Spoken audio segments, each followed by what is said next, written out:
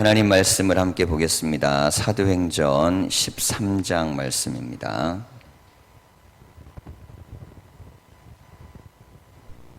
31절에서 52절까지 말씀을 교독하겠습니다.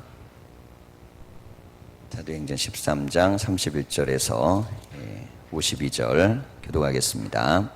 갈릴리로부터 예루살렘에 함께 올라간 사람들에게 여러 날 보이셨으니 그들이 이제 백성 앞에서 그의 증인이라. 곧 하나님이 예수를 일으키사 우리 자녀들에게 이 약속을 이루게 하셨다 함이라. 시편 둘째 편에 기록한 바와 같이 너는 내 아들이라 오늘 너를 낳았다 하셨고,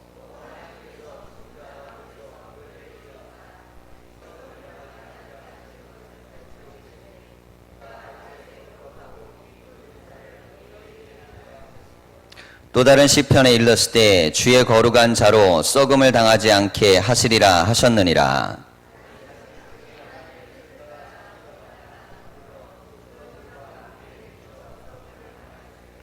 하나님께서 살리신 이는 썩음을 당하지 아니하였나니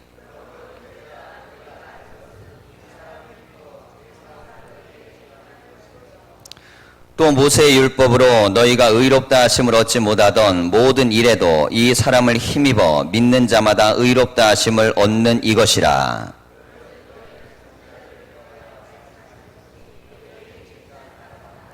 일러스되 보라 멸시하는 사람들아 너희는 놀라고 멸망하라.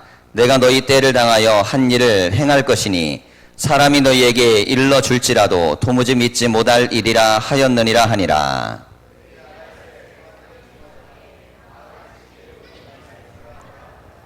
회당의 모임이 끝난 후에 유대인과 유대교에 입교한 경건한 사람들이 많이 바울과 바나바를 따르니 두 사도가 더불어 말하고 항상 하나님의 은혜 가운데 있으라 고나니라.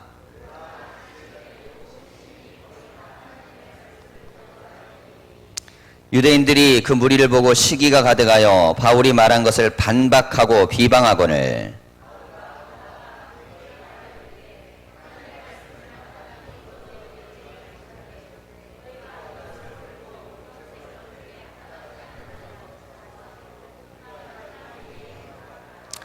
주께서 이같이 우리에게 명하시되 내가 너를 이방의 빛으로 삼아 너로 땅끝까지 구원하게 하리라 하셨느니라 하니,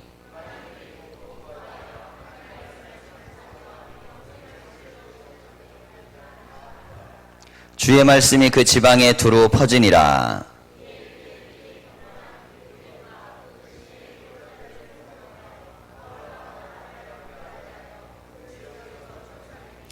두 사람이 그들을 향하여 발에 티끌을 떨어버리고 이고니온으로 가거늘. 아멘. 오늘 본문의 말씀을 우리가 함께 나누기 전에 이 시간에도 우리가 간증의 시간을 갖겠습니다. 매주 우리가 시간을 갖는데요. 오늘은 김숙희 집사님이 나오셔서 간증을 함께 나눕니다. 우리 나와서 고백하실 때 함께 또 은혜가 되고 복된 시간이 되시기를 바랍니다. 우리 나오실 때 박수 한번 해주시죠. 네. 이게 보니까요 반응이 아멘이 좋아야 돼요. 왜냐면 녹화가 돼서 다 나가는 거라 이 반응이 좋아야 그래야만 이게 굉장히 좋은 분위기로 가는구나. 끄떡끄떡만 하면 안 돼요. 아멘도 하시고 또 반응도 보이시고 그래야 또 힘도 납니다. 자, 오셔서 우리 간증해 주겠습니다.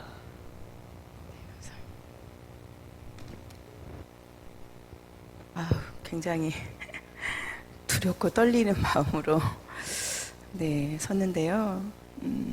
어제 밤에 목사님이 11시 넘어서 연락이 와가지고 갑자기 얘기를 하시는데 제가 준비를 하나도 못 해가지고 정말 너무너무 죄송해요. 제가 오늘 하루 종일 회사에서 너무 바빠가지고 머릿속에는 어떻게 할까, 하나님이 나한테 행하신 일을 어떻게 성도님들에게 이 사람의 내 김숙희라는 사람은 딱 가리고 하나님의 그 행하신 그 일을 어떻게 전할까 생각만 했어요. 근데 아무것도 정리를 못했어요. 이 시간에 그냥 제 생각나는 대로 여러분들에게 말씀드릴게요.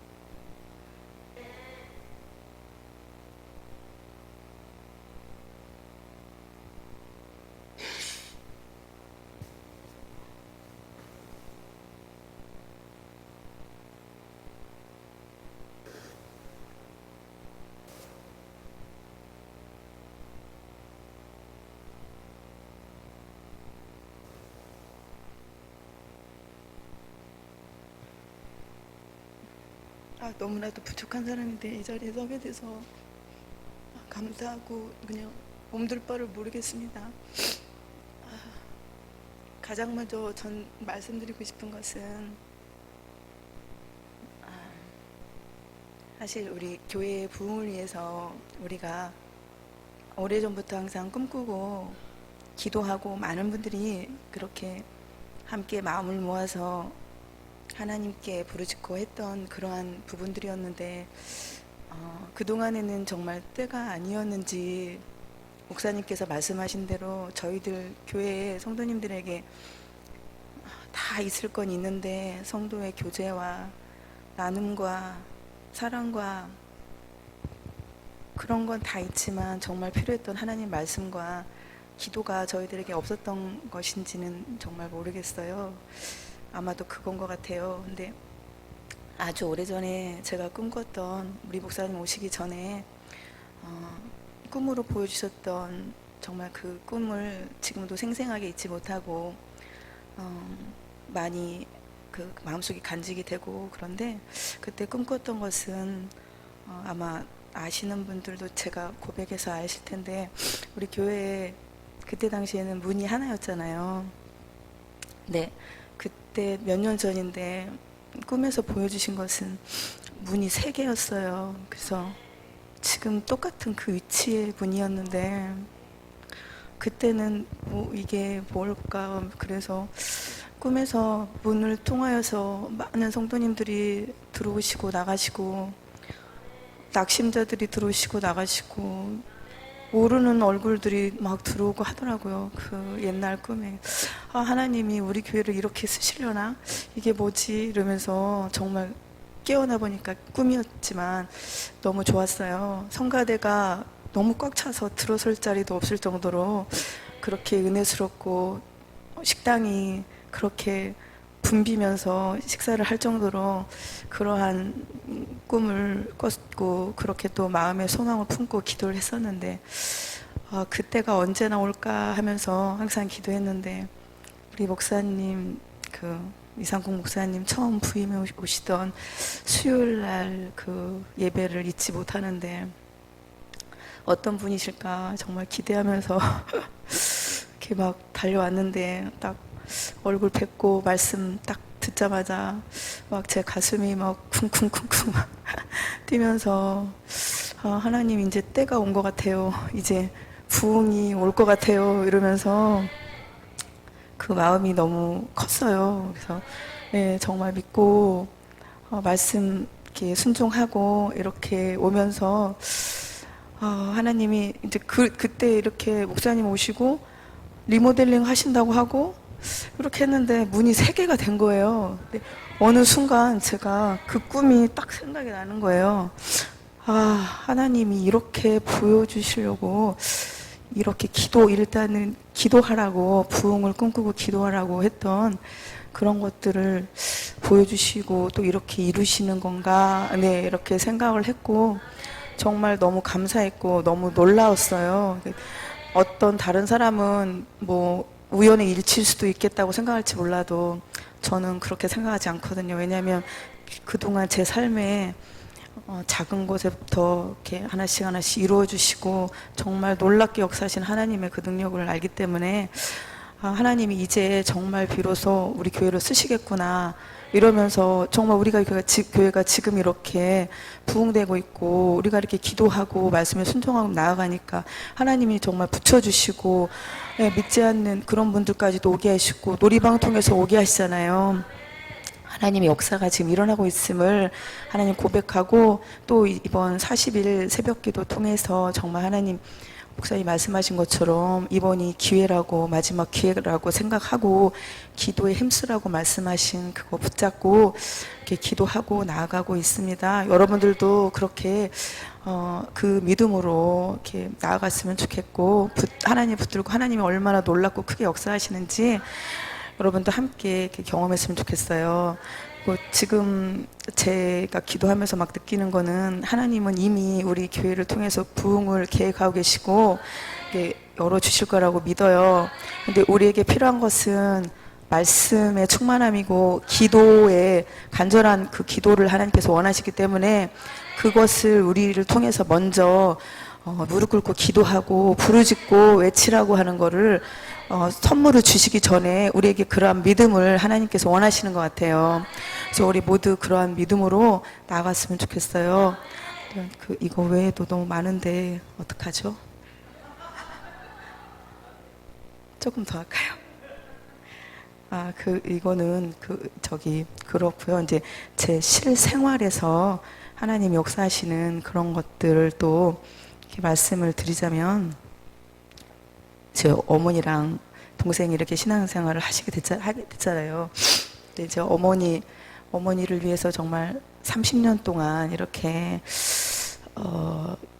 예수님 믿을 수 있도록 이렇게 기도하고 했는데, 그 기도가 이루어져서 너무 감사하고, 네, 그리고 작년에 저희가 좀 형편이, 둘이 맞벌이 하니까 무슨 형편이 어렵냐고 막 그런 얘기 하실 수 있겠지만, 좀 이렇게 많이 좀 힘들었거든요.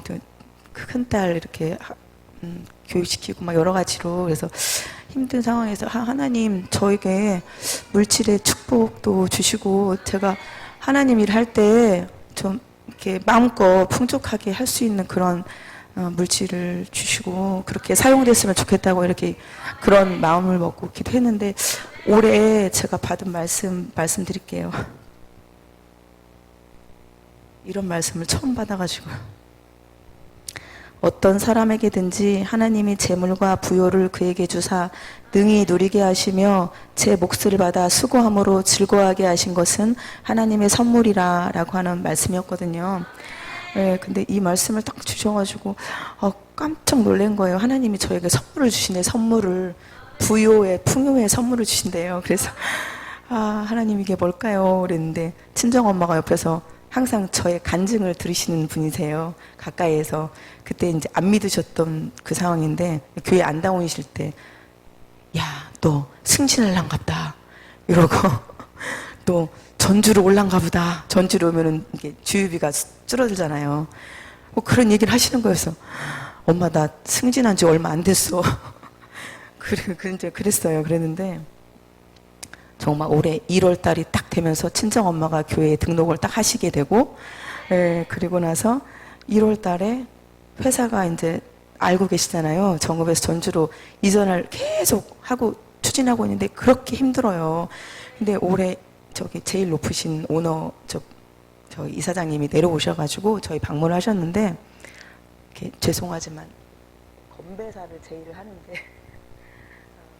전북지사를 전주로 하면서 하시더라고요. 그래서 다들 너무 깜짝 놀란 거예요. 그러니까 전북지사가 정읍에 있는데 전주로 이전을 시키겠다라고 하는 오너의 특별한 그 의지가 있으셨던 거예요. 그거를 비추시면서 그때부터 점점 하나님의 역사가 팍팍팍 막 이제 일어나기 시작하는데, 놀랍도록 그 모든 과정 속에서 사람을 통해서 이렇게 하면서 지금 거의 6월 달에 확정이 되거든요. 근데 하나님은 살아계신 하나님이시고 역사하시는 분이시니까 이루어 주실 줄 믿습니다.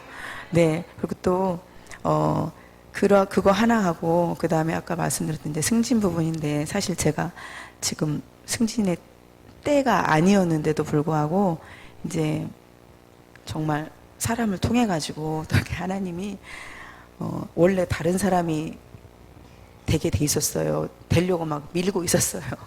저는 기간이 안 됐기 때문에, 김숙희 씨는 그렇게 알아. 이렇게 얘기해서, 네, 그럼요. 이제 이렇게 있었는데, 느닷없이 결과가 나왔는데, 거기에 딴 사람들은 아무도 없고, 제 이름만 올라가 있는 거예요. 네, 제가 어떤 마음이 들었었냐면, 기도하면서 하나님이 기도를 이루시는 하나님이신데 저에게 말씀을 주셨을 때는 하나님이 뜻이 계실 텐데 왠지 하나님 제가 하려나요? 하나님이 그렇게 이루어주시는 건가요?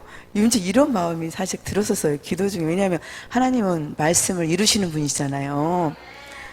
그러니까 하나님이 괜히 이 말씀을 주시진 않았을 거란 말이에요. 그런데 정말 그게 그렇게 된 거예요. 결과에 대해서 나는 너무나 다른 직원들한테 미안했고 그래서 제가 다 얼굴을 못 들겠더라고요. 그런데 다른 사람들이 막 또 축하해 주시고 인정을 이제 해주고 하는데 제가 그 마음이 너무 컸잖아요. 다른 사람한테 미안하고 또 혹시라도 오해할까. 왜냐하면 김숙희가 이제 열심히는 하지만 다른 데 가서 이렇게 아부해가지고 갑자기 올라온 거 아니야? 이런 생각들을 할 수 있거든요. 왜냐하면 그럴 수 있어요. 그래서 제가 그 마음이 있었어요. 그래서 그날도 주로 와가지고 기도해서 하나님 제발 저 때문에 상처받는 사람 없게 해주시고 오해하는 사람 없게 해달라고. 그리고 이제 딱 그 다음날 됐어요. 그 다음날 딱 회사 갔는데 제 팀장님이 그 얘기를 하시는 거예요. 직원들 다 있는 데서 선포를 하는 거예요. 어제 저기 회의에 갔더니 전체 저 본사 회의에 갔더니 김숙희라는 이름이 거기서 거명이 되면서 정말 죄송하지만 김숙희처럼 일해라고 이렇게 얘기를 하셨대요. 이사장님이.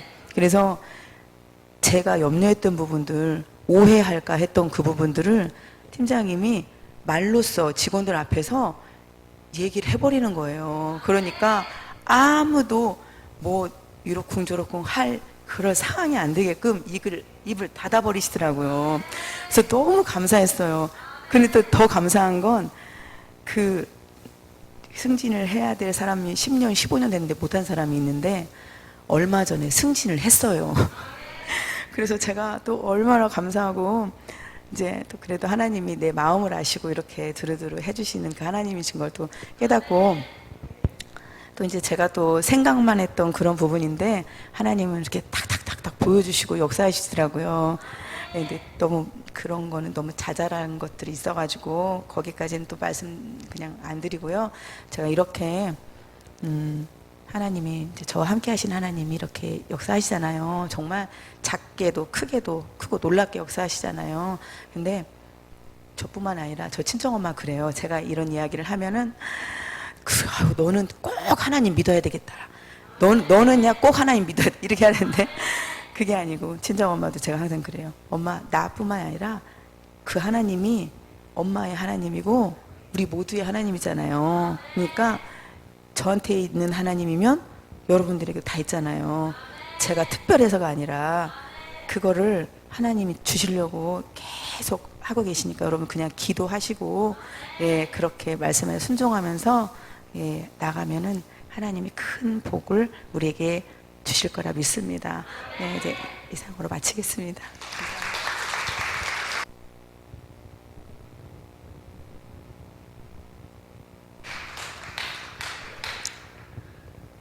준비를 안 해도 이렇게 잘하니 준비했으면 얼마나 더 잘할 뻔했어요. 고백과 간증이 많은데 이 앞에 나오면 좀 떨리기도 하고 그래도 실제적으로 자기 안에 있던 것들 중에 몇 가지를 이렇게 하신 겁니다. 가족이 구원받는 문제 굉장히 오랜 동안 기도한 제목이고 그리고 직장의 이전 문제도 사실 기도 많이 하고 뭐 주변도 다 아시겠지만 자 이런 그 역사가 어느 시점에 일어나느냐가 중요해요.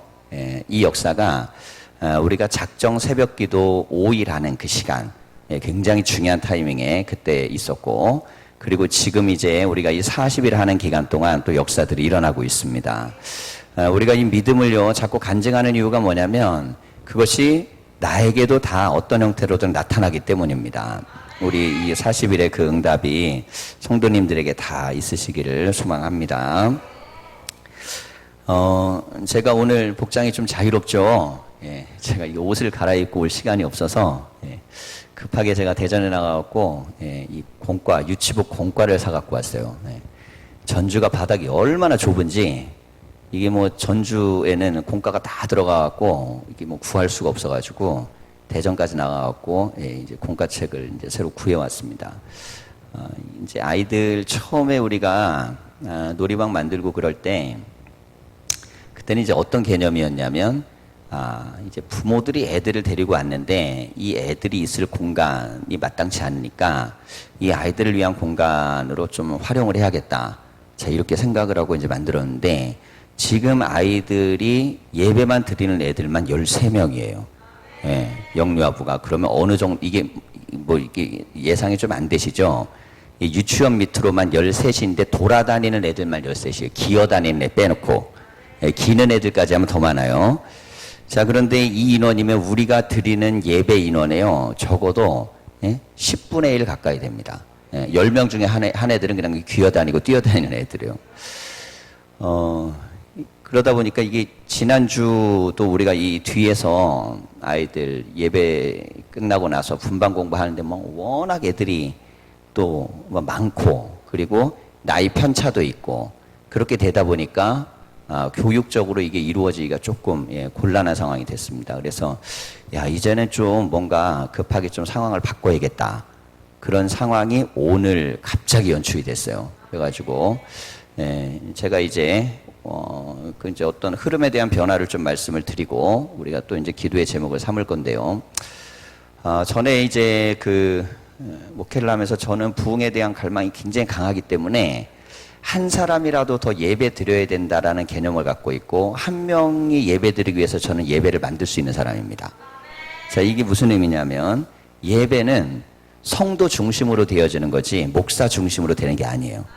어떤 사람이 그 사람이 7시나 9시에 예배를 드려야 된다면 그를 위해 예배를 만들어줘야 되는 거예요. 왜냐하면 그 사람은 그때밖에 예배를 드릴 수 없고 그 예배를 못 드리면 주일 성수를 할 수 없다면 그런 걸 해줘야겠죠.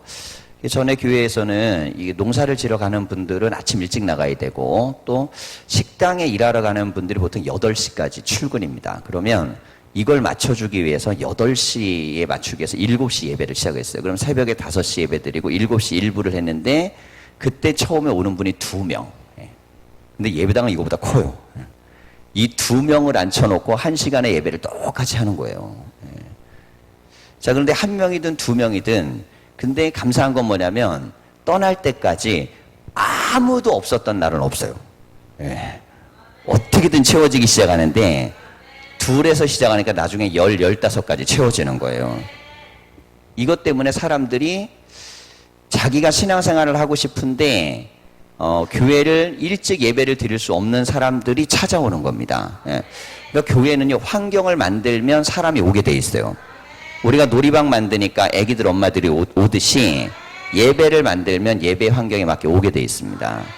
자, 그리고 나서 이제 저는 이런 생각을 해요. 보통의 교회 시스템은 어떻게 돼 있냐면 아이들은 9시 예배 드리고 어른들은 11시 예배 드려요.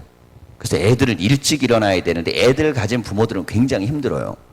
왜냐하면 얘네를 깨워서 먹여갖고 예배당 보내고 나서 준비하고 또 가가지고 자기는 예배 드려야 되고 돌아오면 시간 편차가 생기잖아요. 자, 그런데 제가 보기엔 굉장히 그건 불합리하다고 생각을 했습니다. 왜냐하면 어른이나 아이나 함께 예배 드릴 수 있는 환경을 조성하는 게 훨씬 좋다. 그래서 예배를 이제 3부 예배는 11시니까 그 밑에 아동부를 3부 예배 시간에 맞췄어요. 그렇게 되기 때문에 선생님들은 자연히 2부 예배가 생겼습니다. 그래가지고 9시 예배. 그래서 예배를 5번을 드렸어요. 5번을 드리려면 어떠냐면 이 체력이요. 그때 제가 강건해진 거예요. 몸에 뱄니다, 이게. 신앙은 어쨌든 간에 몸도 환경에 반응한다고 몸이 계속 반응하다 보면 그냥 새벽 5시부터 해가지고 거기도 이제 오후 2시 예배니까 다 끝나고 나면 그때부터는 3시간을 배구를 해요. 그것까지 다 끝나야 끝나는데 배구가 끝나면 보통은 상담이 기다리고 있어요. 그러면 상담까지 하고 나면 밤 11시 정도까지 아침부터 쭉 해갖고 주일날 그렇게 되면 월요일날 웬만하면 신방이 잡혀요.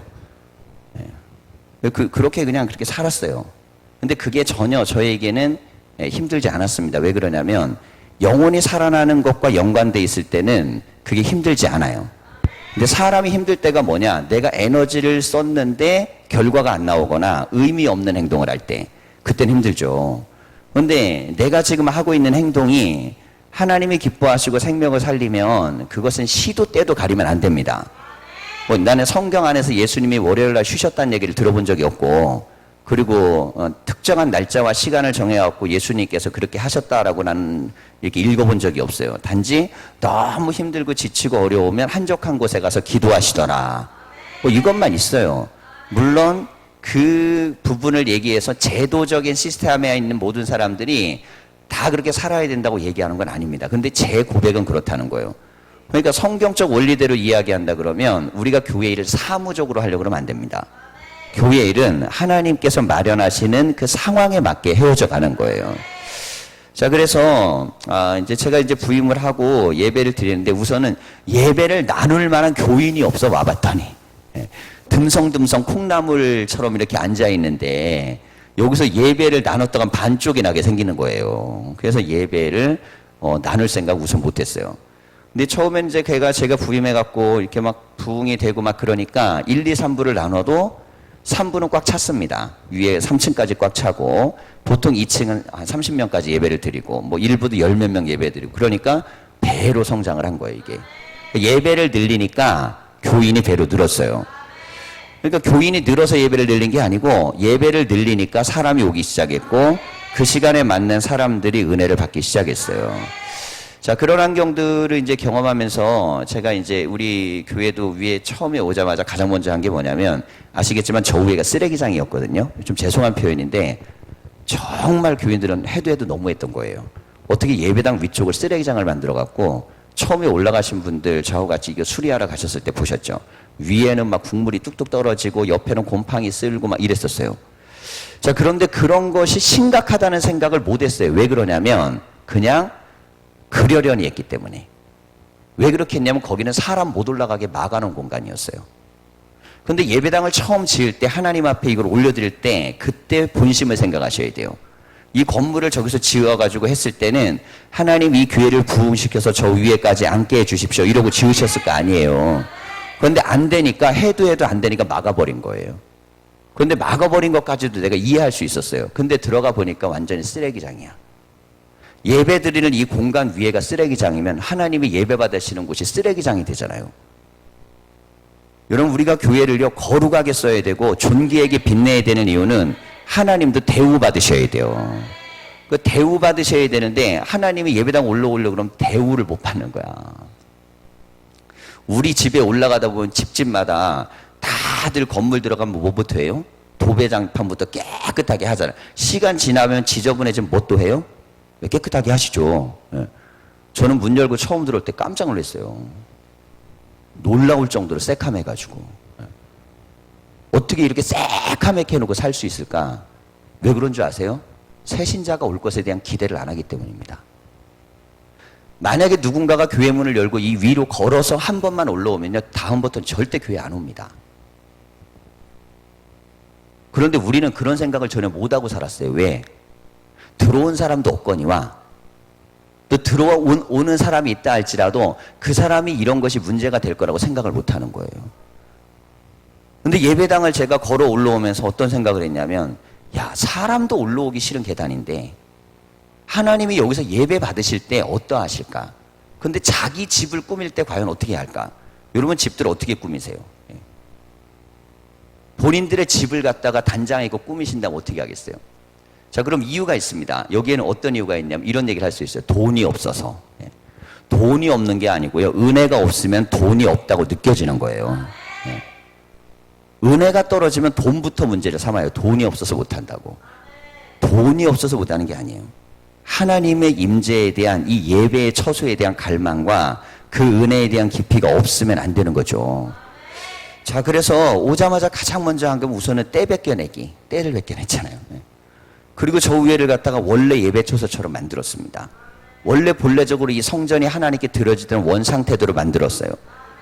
자, 이렇게 하는데, 자, 그 공간을 그렇게 해나가고 이 공간을 그렇게 해나갔을 때에 거기에서 나타나는 현상 중에 하나가 무엇이냐면 이 공간 안에 하나님의 은혜가요, 하나님이 임재하실 때 더 기쁘게 임재하시는 거예요.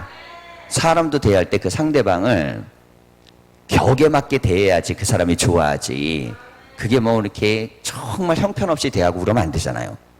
그건 절대 안 되는 겁니다. 자, 그리고 나서 공간에 대한 개념을 하나하나 다 정리해 나가기 시작했습니다. 그리고 나서 이제는 마지막 남았던 공간, 창고로 쓰고 있는 공간을 기도처로 만들었어요. 저는 하나님께서 이걸 굉장히 기뻐하신다고 믿습니다. 왜 기뻐하실까요? 사람도 기쁜데, 사람도 깨끗하면 좋잖아요. 사람도 그 공간 안에 들어갔으면 여러분 카페 하나를 가더라도요, 좀 인테리어 잘 돼 있고 나름대로 맛도 좋고 이렇게 된 데 가야 내가 좀 품격 있게 대우받는다고 생각해서 비싼 커피를 마시는 거지. 이게 만약에 그렇지 않다 그러면요, 그러면은 거기에 사람들이 잘 안 갑니다. 하물며 차 한 잔을 마셔도 그러는데, 영혼을 구원하고 생명을 구원하는 교회에 대한 개념을 가지실 땐 이런 개념을 가지셔야 돼요. 우리가 누군가의 영혼이 하나님 앞에 나오고 싶을 정도 되면 하나님이 먼저 임재하시고 싶은 그런 예배당이 되어야 됩니다. 그럼 하나님이 임재하고 싶은 예배당은 어떤 곳일까요? 이 전을 하나님의 집이라고 생각하고 귀하고 존귀하게 생각하는 것이에요. 자, 오자마자 12월 돼갖고 청소 당번을 다 나눴습니다. 그래갖고 예배당 맨 위에서 맨 밑에까지 다 쪼개가지고 당번을 부여했어요. 자, 그렇게 되면 이분들이 어떤 생각을 갖냐면, 적어도 내가 하나님의 교회에서 하나님의 계획을 깨끗하게 하고 빛내는 역할을 하고 있는 거예요. 여러분, 그게 우리에게 얼마나 이게 축복인지 모릅니다. 내가 빗자루질하고 걸레질하고 청소 하나라도 하는 거요, 이게 얼마나 중요한지 몰라요. 저 이제 주중에 공부방에 있기 때문에요, 간혹 이제 화장실이 좀 지저분해질 거 아니에요? 그럼 항상 물로 또 이렇게 쓸어내려요. 제가 가서 물 청소합니다. 왜? 이게 내 교회니까, 하나님께서 나에게 주신 공간이니까. 화장지가 막 툭툭툭 튀어나와 있죠. 그런 거 보신 적 있죠? 왜냐하면 이거 물티슈 쓰고 넣으면 그냥 겉으로 막 튀져나오잖아요. 그럼 제 일은 뭐냐면 그거 안 보이게 쑤셔 집어넣는 거예요. 근데 좀 죄송한 표현인데, 우리 교인들은 아직까지 그걸 못 봐서 안 집어넣는지, 아니면 손이 더러워질까 봐 안 집어넣는지, 더러워진 손을 갖고 손을 깨끗하게 씻기가 싫어서 안 집어넣는지, 남자든 여자든 가보면 다 풍성해. 주일날도 그렇습니다. 거기다가 조금 더 쑥 손으로 집어넣어도요, 그건 그냥 물로 닦아갖고 넣는 거잖아요. 새벽 기도를 오는데 슬리퍼가 삐뚤게 이렇게 놓여져 있었어요. 제가 그래서 이런 생각을 했어요. 여기 지금 몇 분이 먼저 지나갔을까? 몇 분이 지나갔을까, 이 공간을. 근데 슬리퍼가 왜 저렇게 삐뚤게 놓여졌을까? 물론 마지막에 삐뚤고 놓고 간 사람의 잘못이죠. 근데 제가 그 슬리퍼를 나중에 정리하면서 어떤 생각을 하냐면요, 여러분, 작은 부분이라도 이게 하나님의 집이어서 누군가가 이 공간에 들어왔을 때 이 집을 보고, 야, 정말 여기는 참 깨끗하고 구별되어 있고 좋은 것이구나, 이런 느낌이 될 수 있도록 내가 내 공간을 사랑하셔야 됩니다. 그렇게 보면 보는 대로 다 그렇게 해야 돼요. 어제는 이제 새로 교회에 등록하시고 얼마 안 되신 분인데, 카페에 이제 들어오셔갖고 싱크대에 컵이 있으니까 들어가서 막 설거지를 하는 거예요. 제가 보면서 이런 생각을 했어요. 야, 이거는 교회를 오래 다녔고 아니고의 문제가 아니구나. 그냥 내가 이 교회가 내 교회라고 생각하니까요, 들어가갖고 이게 청소하더라고요. 자, 못하는 것만 지금 얘기하는 건 아닙니다. 우리가 최선을 다했고 열심히 다했고 정말 훌륭하게 잘한 면들이 분명히 있어요. 그런데 우리가 바라봐야 될 게 있습니다. 무엇이냐면, 정말 우리는 하나님의 임재가 있는 예배가 되는 공간이 되기를 위해서 우리는 그렇게 기도하고 준비했었는가. 자, 그리고 이 공간뿐만 아니라 이 공간을 사용할 때 모든 이들이 하나님을 만나고 은혜를 받을 수 있는 공간으로 우리는 최대한 이 공간들을 하나님께 드렸는가. 자, 이런 생각들이요, 왜 우리에게 중요하냐면요, 발상 자체가 우리끼리 사는 데는 전혀 불편함이 없었기 때문이에요. 처음에 와서 예배를 드릴 때 교인들끼리 공간을 사용하고 뭐 이렇게 하는데 전혀 불편함이 없었어요. 그런데 이 공간에 누군가 새로운 사람이 들어오거나 또 여기서 누군가가 활동을 한다 그러면 이 공간은 굉장히 제가 보기엔 불합리했습니다. 대본에 이제 우리가 1층 그때 다 의자 놓여 있었잖아요. 교육관이라는 미명하에. 교육관이라는 미명하에 의자가 놓여 있었는데, 그 교육관의 교육적 효과로 얼마나 쓰이겠어요. 근데 그런 개념이 왜 머릿속에 있는가? 교육이라는 개념은 앞에서 말하면 의자 놓고 가는 게 교육이라는 생각. 이게 뭐 한 3, 40년 생각인데 지금은 교육의 개념이 바뀌었잖아요. 근데 이 누구도 이것을 갖다가 만들어갈 수 있는 상황이 안 됐어요. 교육의 공간이 되려고 그러면 교육이라는 것은 단순히 그렇게 의자 책상 몇 개 놓고 되는 것이 아닙니다. 거기에 삶의 공유가 있어야 되고 어울림이 있어야 되고 소통이 있어야 되고 만남이 있어야 되고 자 그런 공간이 되어지기 위해서 노력하면서 기도하니까 다 그래도 협력해 주시고 또 기도하면서 하나하나 바뀌어가기 시작했어요.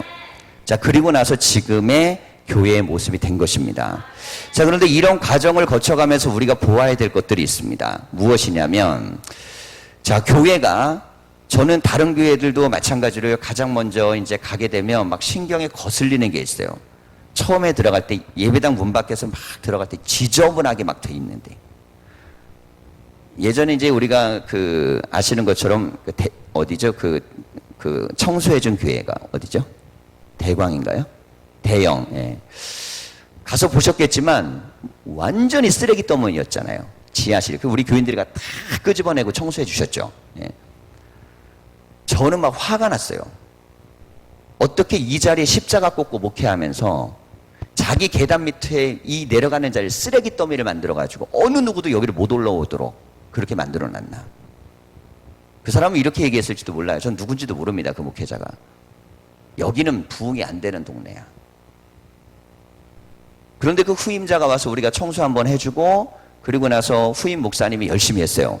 막 그 안 되는 상황에서 아파트 몇 채밖에 안 되는 거기다가 막 리모델링하고 막 도서관 만들고 기도하고 커피 나눠주고 그랬더니 그 주변에서 사람들이 오는 거예요. 애들도 오는 거예요. 그러더니 1년 만에 하나님께서 임지를 옮기셔갖고 경기도에 좋은 또 목회를 잘할 수 있는 곳으로 바꿔나가게 하셨어요. 제가 그랬어요. 처음에 이분이 왔을 때 여기 몫이 좋진 않지만 그래도 교회가 교회답게 보이게는 만들어놔야 된다. 교회가 교회답게 보이는 게 얼마나 중요한지 모릅니다. 예. 옆에 우리가 테라스 올라가는 그 자리 예. 사람들의 인식에는요 쓰레기장처럼 느껴지는 거예요. 그러면 우리 얼굴은 뭐며 이 안에 예배당에 들락날락하는 사람들은 무엇이며 그러니까 내가 내 집 안방 꾸미고 내 자식 결혼시켜가지고 뭐 집 한 채라도 사주고 그리고 자식 뭐라도 해줄 마음 그 마음이 교회 안에만 있으면요 성도들은 다 복을 받습니다. 그런 마음을 가지고 하나님과 교회와 성전을 소중히 여기는 마음이 있으셔야 돼요.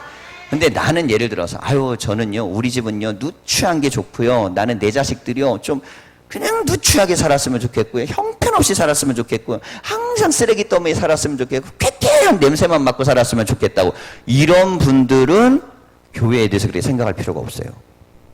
왜냐하면 그런 마음은 그런 생각이니까. 그런데 우리는 보통 경우에는 내 가정과 내 삶에 대해서는요 그렇게 생각 안 하시잖아요.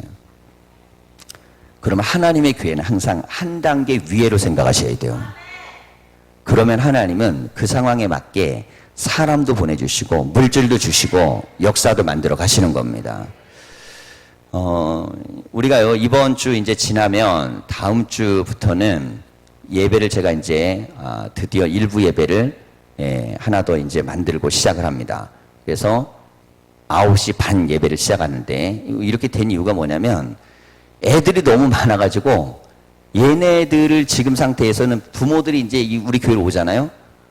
와서 봤는데 애들이 뛰어노는 건데 예배도 안 되고 교육도 안 되고 어수선하고 막 난리예요, 난리. 그러니까 부모들 마음에 어떤 생각이 드냐면 이게 환경이라는 게 예배 드릴 수 있는 환경이 아닌 거예요.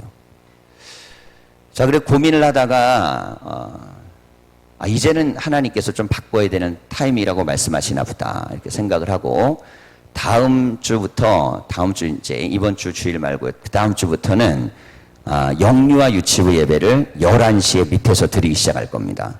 그러면 보세요. 영유아 쪽이요. 하나님 부흥의 물꼬를 트실 거예요. 보세요. 우리가 지금 부흥의 흐름들을 트는데 참 놀랍게도 어디가 되냐면 영유아 쪽이 잘 되잖아요. 생각지도 않은 쪽으로 그냥 부모들이 데려오는데 한 2명 낳고 3명 낳고 자꾸 나가고 데리고 와. 한 명 전도하기도 힘든데 한 명 하면 3명은 데리고 들어와 이렇게. 근데 이 아이들을 예배로 훈련시키고 신앙과 영적으로 훈련시켜 줄 수 있는 그런 시스템을 마련해야 된다. 자, 그래서 그러려면 선생님들이 희생을 좀 해야겠죠. 그래서 선생님들의 희생을 위해 그 선생님들을 위해서 일부 예배를 만드는 거예요. 그래서 이 선생님들은 9시 반 예배를 드리고 11시에는 지하에서 이제 영유아 예배를 시작합니다. 그래서 그거에 대한 공과 사고, 그거에 대해서 이거 만들어 오느라고 제가 오늘 대전을 나가서 사갖고 들어왔어요. 그러면서 제 마음에 어떤 마음이 드냐면, 이게 지금이 원포인트 좀 변화의 시점이구나. 왜냐하면 성경에도 보면요, 부흥에서 생기는 문제가 있거든요. 교회가 부흥 안 돼서 생기는 문제들이 터질 때가 비극적이에요. 교회는 안 되는데 문제는 계속 터져. 이게 얼마나 비극입니까? 근데 우리는 지금 뭐냐면 애들이 자꾸 들어와서 문제가 터져버린 거예요. 뭐 있을 만한 곳이 없고 또 예배 드리는 것들이 굉장히 좀 환경도 어렵고, 그리고 이제 보니까 영유아를 가진 분들이 많이 오니까 이게 이제 놀이방이 어떻게 되냐면 예배를 드리지 않고 싶은 분들의 피난처가 되고 말았어요. 예. 그럴 수 있죠. 왜냐면 거기서 이제 같이 시간을 보내주면 되니까. 자, 그런데 영유아 예배로 딱 내려가면 그분들도 이제 예배 자리에 다 올라와서 예배 드릴 수 있는 환경으로 이제 마련됩니다. 지금 이 얘기를 들으면서 얼굴이 굳어있는 한 분이 있어요. 누구냐면 이걸 책임지고 이제 그 영유아 책임을 지고 내려가야 될 유영자 집사님. 오늘 제가 특별히 유영자 집사님은 아동부에서 우리 영유아로 내려가시라 그랬어요. 그래가지고 그러더니 그러는 거나 솔직하게 얘기할게요. 목사님, 일주일 내내 애들하고 사는데 주일까지. 그래서 내가 뭐랬냐면, 그래도 일주일 내내 사는 사람이 내려가야지. 일주일 동안 딴 데 사는 사람이 하려고 그러면 죽어요. 나나 되면 내가 영유아하고 같이 예배 드리거든요. 어느 누가 그 밑에 내려가서 우리 교회 그 센 애들하고 예배를 드리겠어요. 우리 아이들이 굉장히 역동적이잖아. 파워풀하고. 힘찬 아이들이에요. 그래갖고 이 모든 아이들과 함께 예배를 잘 하려고 그러면 어쨌든, 외모는 강해 보이지 않으나, 실제 애들을 만났을 때는 막 파워풀한 힘이 나오는, 집사님이 이제 내려가게 되고, 그리고, 이제 그것을 도와갖고 우리 청년들이 오늘 교사 2명이 이제 투입이 됩니다. 우리 호근이하고, 지선이가 오늘 열정적으로 자기들이 해보겠다고 자원을 했어요. 자원을. 그래서 지선이는 제가 이게 얘기를 했더니 목사님 너무너무 좋아요. 시켜만 주세요. 막 그러고, 호근이는 그렇게 얘기를 했더니 뭐라면, 목사님 그리고 나서 학생의 그 분반 공부는 할 수 있는 건가요? 그랬더니 그럼. 그랬더니 그러면 제가 다 감당하겠습니다. 그러는 거예요. 얼마나 감사 얘기죠? 참 우리 애들은 다 착해요. 이렇게 부흥하는 교회는 이렇게 되는 거예요. 이렇게 자꾸 되는 거예요. 여러분, 그렇게 해갖고 우리가 지금 예배를 영유아 예배가 되잖아요. 그럼 아동부는 제가 보기엔 어른들하고 같이 해야 됩니다. 왜냐하면 보통은 아동부 예배를 교회마다 분리를 해놔서 얘네들이 중학교 올라갈 때 교회를 많이 떠나요. 그래서 교회들마다 지금 난리가 아닙니다. 왜 우리가 교회 학교를 나눠놔가지고 결국 얘네들을 다 잃어버릴까? 뭐 얼마 전에 만락교회 김병사 목사님 그 얘기 하더라고요. 이제는 정말 우리가 통합 예배를 드리지 않으면 한국교회는 살 길이 없다. 굉장히 오래돼서 깨달은 거예요, 그게. 왜냐면 예전에 너무 애들이 몰려오니까 어른하고 예배드리기 어려워갖고 갈라놓은 거거든요, 그게. 근데 지금은 애들이 없어. 근데 그나마 있는 애들이 이제 올라오지도 않아. 자, 그런 부분의 문제를 우리가 보완하기 위해서는 적어도 좀 같이 예배드릴 수 있는 아이들, 우리 교회는 이제 훈련이 어느 정도 됐잖아요. 이 아이들은 이제 어른들하고 드리고, 그리고 영유아들은 지금 어른들하고 같이 하기에는 아직까지는 조금 어려움이 있습니다. 그런데 하나님께서 제 마음에 그런 감동을 주시는 거예요. 영유아 쪽이요, 가득 채워질 거예요. 그 엄마 아빠들이 예배당에 등록하기 시작할 것입니다. 자, 그러면 1부 예배, 2부 예배가 이제 되어지면 1부가 지금은 몇 번 예배 안 드리잖아요. 그래도 하나님이요, 또 채워갖고 사람들을 또 그 사람 생각지도 못한 사람을 보내갖고 예배 자리로 옮겨주세요. 교회는 그렇게 부흥하는 거, 그렇게 좋아지는 거예요. 자, 우리가 오늘 하나님 앞에 나와서 간증에 대한 이야기도 듣고, 오늘 성경의 말씀의 내용은 뭐냐면, 바울과 바나바가 가서 말씀을 전했더니 사람들이 또 들려주세요 그랬다는 거예요. 참 은혜로운 교회는요, 자꾸 그런 역사가 일어납니다. 또 배우고 싶고 하고 또 듣고 싶어 하고 역사가 일어나요. 자, 개별적으로 간증들을 성도님들마다 하는 간증들을 저는 이제 개별적으로 듣잖아요. 그러면 간증의 내용이 굉장히 풍성해요. 지난주에 이제 우리 한 권사님이 간증하셨는데 그 따님한테 제가 전화해서 어제 가정사를 얘기해갖고 괜찮으니 자기는 은혜 받았다는 거예요. 그러면서 하는 말이 나도 간증거리가 많은데 나도 간증을 하고 싶다고 그러는 거예요. 이게 얼마나 감사해요. 그러니까 교인이 하나님 앞에서 뭔가 막 사람들 앞에 자랑하고 싶은 것들이 있으셔야 돼요. 자, 이런 것들이 생길 수 있는 교회. 자, 그래서 우리는요, 기도할 때마다 하나님 앞에 이런 기도를 하세요. 내가 간증자가 될 수 있게 해주십시오. 근데 이런 역사들이 지금 막 곳곳에 있어요, 곳곳에. 예. 너무너무 구체적으로 일어난 것들은 이제 가정들마다 할 수 있는 대로 같이 나눌 건데요. 하나님 앞에 기도하세요. 하나님, 제 간증이 영혼을 전도하고 사람을 살리고 하나님 교회 부흥하는 걸 위해 쓰일 수 있도록 내가 간증자가 되게 해주십시오. 다른 건 아니에요. 이게 간증이 무슨 내 자랑이 아니고 나 때문에 하나님의 영광 받고 교회가 부흥될 수 있는 힘이 바로 거기서 나와요. 왜냐면 내 스스로가 증거잖아요. 내가 증거가 돼야 남을 설득하지. 나에게 하나님의 증거가 없는데 어떻게 남에게 얘기하겠어요. 예. 자, 지금 이 제자들은 뭐라고 하면 우리는 부활의 증인이다 그랬어요. 우리는 직접 목격했고 우리에겐 직접 역사가 일어났고 부활하신 주님 이후에 우리에겐 체험의 역사들이 있었다는 것입니다. 자, 그런 마음을 가지고 신앙을 하니까 하나님이 계속 역사해요. 그런데 또 하나가 있어요. 방해가 있잖아요. 막 사람들이 비방하고 방해합니다. 교회가 부흥하려고 그러면 막 흔들리는 게 있어요. 막 흔들어댑니다. 교인의 은혜도 흔들어대고 상황도 흔들어대고 막 흔들어대요. 하지만 기도가 강하면 흔들리면 잔잔해지는 거예요. 기도의 능력이 강해지면 흔들림은 작아지고 역사는 커지는 것입니다. 자, 우리가 기도를 하면서요, 이 금요 기도가 새벽 기도를 끌어냈고 새벽 기도가 간증들을 끌어내고 있습니다. 그래서 우리가 기도할 때 하나님께 이렇게 오늘 기도하셔야 돼요. 하나님, 금요 기도회가 꽉 찰 수 있도록 사람들을 보내주세요.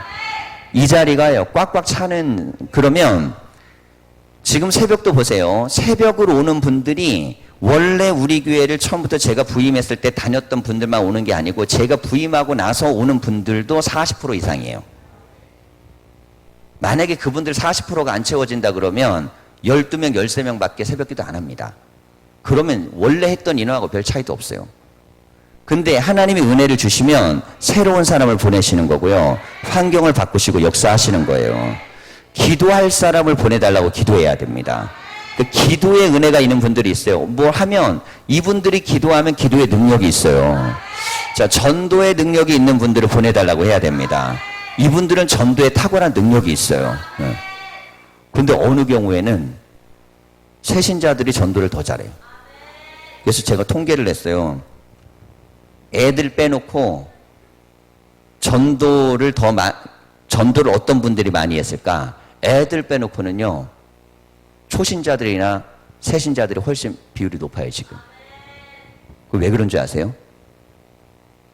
오래 신앙생활 하신 분들은요, 너무 안 해봐가지고, 그래갖고 몸에서 이게 겁나서라도 못해요. 근데 처음 한 분은 그냥 질러대. 나 교회 다니게 됐는데 너무 좋아. 왜냐하면 너무 극과 극으로 변화된 삶에 대한 흔적이 자기 안에 있으니까 얘기할 수 있는 거예요. 근데 오래 다닌 분은 이 말이 입에서 안 나와. 교회 다닐 때 너무 좋아, 너무 행복해, 너무 감사해, 감격해. 이게 확 터져 나와야 되거든요. 여러분, 그래서 우리가 이 40일의 기도회를 하는 겁니다. 이렇게 기도하세요. 하나님, 나도 간증자가 되게 해주십시오. 나도 간증자가 되게 해달라고 기도하세요. 그리고 나도 전도자가 되게 해달라고 기도하십시오. 자, 우리가요, 이 40일 끝나면 그 끝나는 주, 그 다음 주에 우리가 뭘 할 거냐면 VIP 초청 카드를 쓸 겁니다.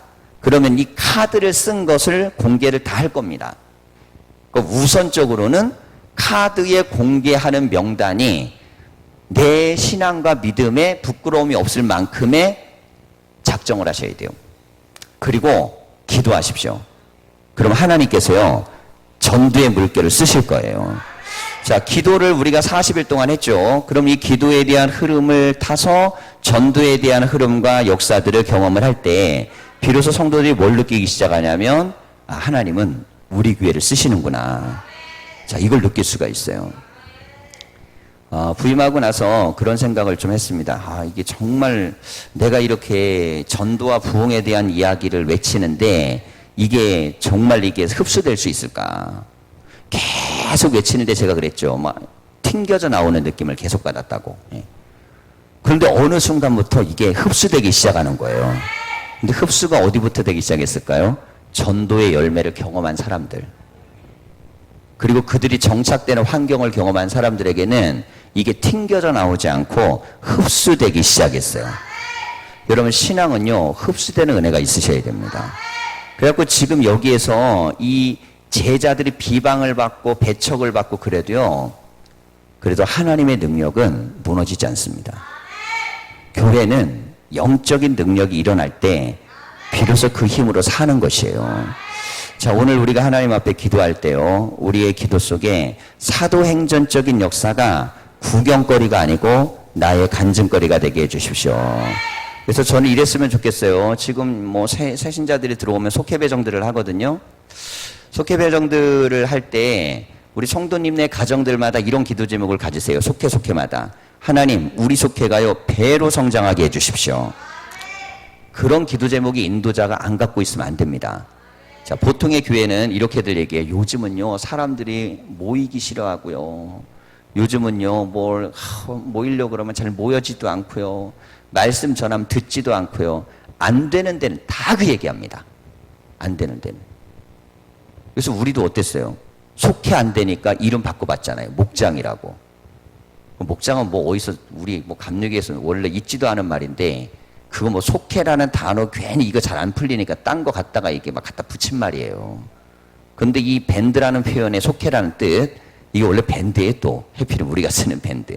그 영어로 표현 그렇게 하는데 이 속해는요, 유일하게 감리교에서 시작해서 모든 교단으로 내려간 게 속해입니다.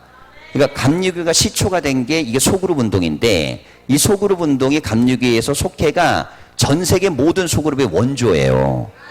그런데 우리가 좀 안 된다고 이름 바꾸고 뭐 바꾸고 그 이름 바꾼다고 됩니까? 이름 바꾼다고? 예. 또 하나는 뭐냐면 이름 바꿔갖고 잘 안 되니까 형태를 바꿔갖고 뭐 주일날 한번 모여보자. 여러분, 하나님의 교회의 원리는요, 주의 교회를 세우는 믿음을 갖고 출발을 해야지 되는가 안 되는가 이걸 보고 없앨까 안 없앨까 이렇게 하면 안 됩니다. 그러면 하나님을 뭐라 믿겠어요? 여러분, 속해는요, 되게 돼 있고 부흥하게 돼 있어요. 그리고 지금 들어오는 새신자들을 갖다 속해 배정을 하잖아요. 다 한다 그럽니다. 다 한다 그래요. 속해 배정하잖아요. 그럼 하겠다 그러고. 모이겠다 그러고. 우리가 열심히 하면 하나님이 그런 사람을 보내시는 거고, 우리의 속해가 영적으로 기도하면서 하나님 나라 확장을 위한 속해가 부흥하는 것만큼 교회는 건강도가 커지는 거예요. 대예배를 나와도 속해 들어가서 정착을 못하면 그러면 그 인원은 이 제자리를 못 잡습니다. 자, 그러니까 이게 부흥될 수 있도록 우리가 새벽마다도 이렇게 기도하고 하지만 모든 조직도 마찬가지예요. 청년들도 청년회에 들어가야 되고 학생들도 학생회에 들어가야 되고 어른들도 속회에 들어가야 되고 소그룹 안에 들어가서 그 안에 영적 교제를 할 때 비로소 거기에서 정착이 돼요. 그런 교회가 성장하라고 일어나는 것입니다. 그래서 하나님 우리 교회, 우리 속회, 우리 모임이 그런 영적인 역사들을 있게 해주십시오. 그래서 어떤 마음이 있으셔야 되냐면요, 막 하나님이 우리 속회를 써주셨으면 좋겠다. 그런 막 간절함과 소망들이 있으셔야 돼요. 그리고 염려하지 마세요. 우리 같은 속회 누가 들어와서 어떻게 적응할까? 그건 하나님이 염려하실 거예요. 우리는 무엇만 하면 됩니까? 주의 뜻을 이루기 위해서 우리가 쓰임받을 수 있도록 기도하셔야 돼요. 자, 우리가 오늘도 하나님 앞에 기도할 때에 이런 마음을 갖고 교회가 부흥하면 좋은 점도 있지만 박해도 있습니다. 그래도 기도하고 부흥하는 교회에 하나님의 역사가 일어나는 것이에요. 오늘 우리의 기도가 다 간증의 고백이 되시기를 간절히 축원합니다. 기도하겠습니다.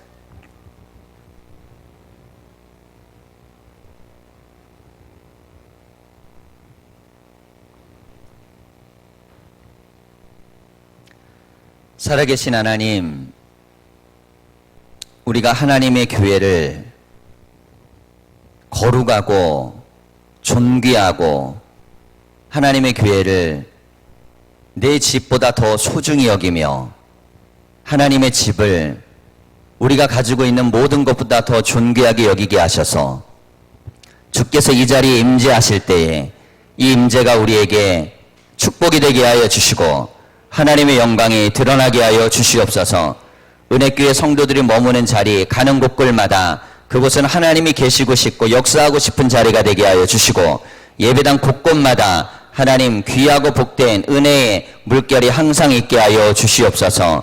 바라고 소망하고 기도합니다. 하나님, 우리 교회를 이제 쓰셔서 1, 2부 예배를 또 이제 새롭게 시작할 수 있는 길을 여셨사오니 하나님, 이 모든 길에 주님께서 은혜를 주셔서 큰 역사들이 일어나게 하여 주시옵소서.